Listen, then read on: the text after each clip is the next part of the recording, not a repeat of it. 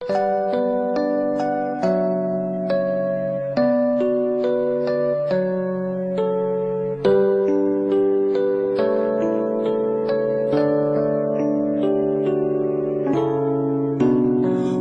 นี้ที่ผ่านหน้าห้องเรียนม.ปลายเก่ามันก็คิดทั้งเรื่องของเฮาขึ้นมาทั้งเรื่องมันแสนงานผ่านกาลเวลาแต่คิดขึ้นมาเมื่อได้แล้วใจยิ้ม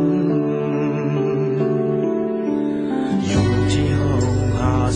52เลี้ยวมองเข้าไปเห็นภาพเก่าภาพที่สองเฮาเคยนั่งเฮียนต้นตั้งไม้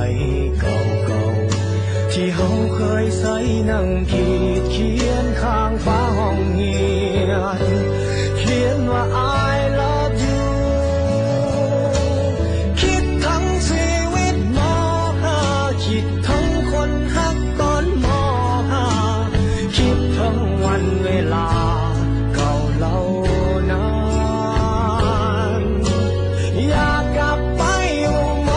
.5อยากกลับไปเป็นเด็กม.5กลับไปเรียนวิชาภาษาใจ